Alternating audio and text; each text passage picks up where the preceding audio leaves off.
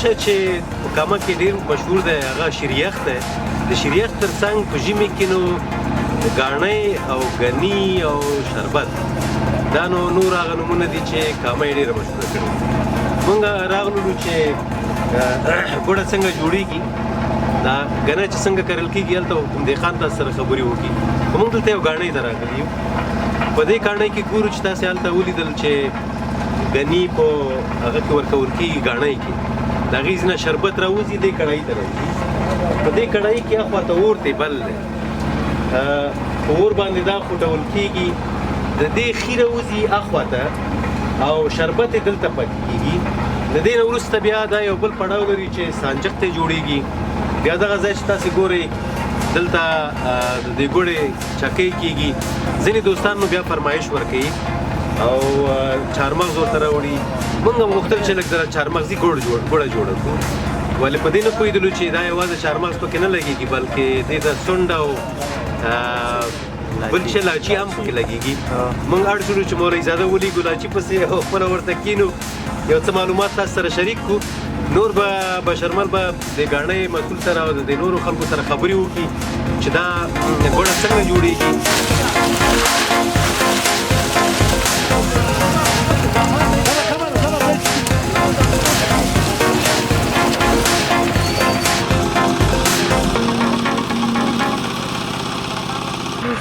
اوصار نيوز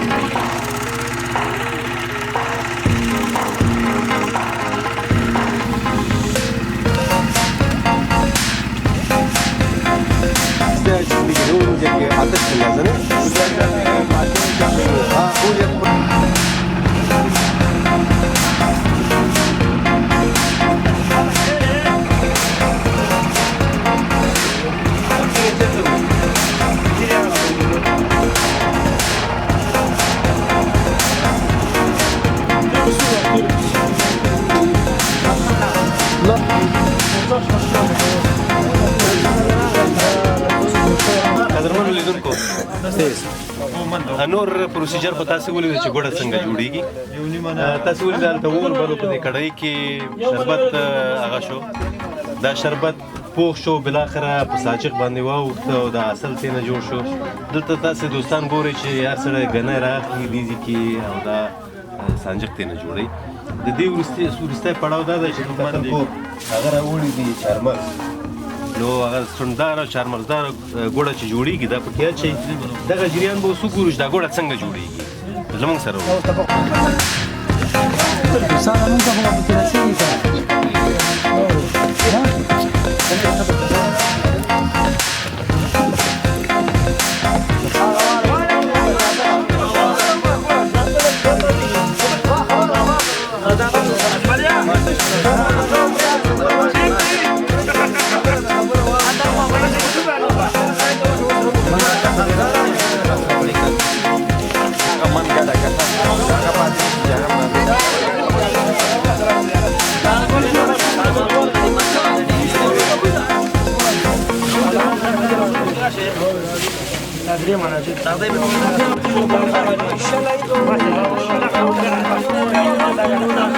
ولا كيو خلنا ما وركي كان ايه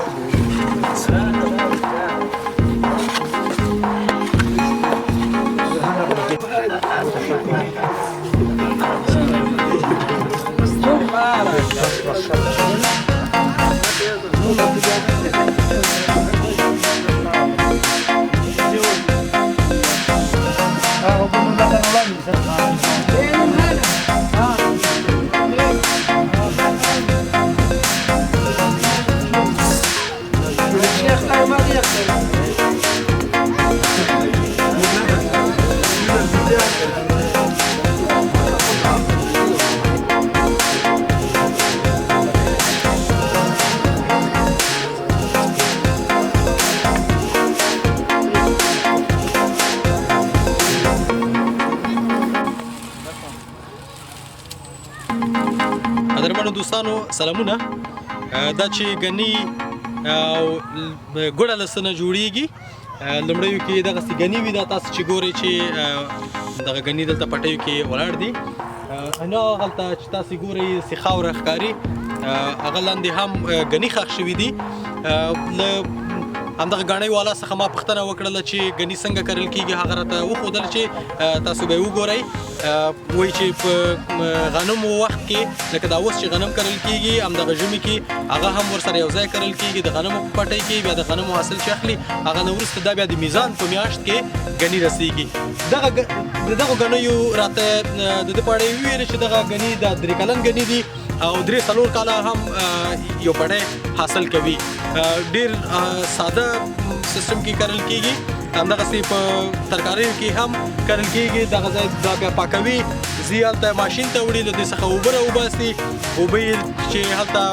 دننه ځي کړایي ده او لاندې ترې اور بل دی هلته نور پروسس هم تاسو په ویډیو کې بیا کتلی شئ چې بیا وروسته ترې ګوړه جوړیږي او خلک یې بیا په خوند له چایو سره یو ځای خوري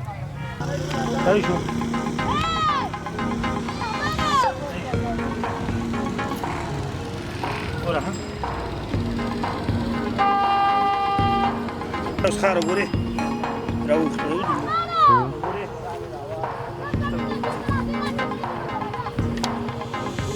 او تاسو نوم یې کې کاټه زمانو نادر خان دی نادر خان دلته څه کار کوي دلته کوم نه غاڼې کې تاوی بس هم دا غاڼې کار دی کوم یې لګي ها نو تاسو یاد وکړئ دا څنګه لکان د غني خوري جوړه چې ساجو کې دا ټول مفت دي دا خدای دې خپل هم ګوري ها دا دې ویراخ له جیو یو کینی وتا ساجو کوم مفت دی وتا خوري او ګوډه خوري مفت ده غني خوري مفت دی خوري په خوا دا اوس چې ماشین نه و دا په شي دا شربت راوستو دا خپل دی مکه په ګویانو او دا غوانو کوي هغه دا شو ډیر مشکل او دا څنګه دا تشبیه ودرو ډیر دی ډیر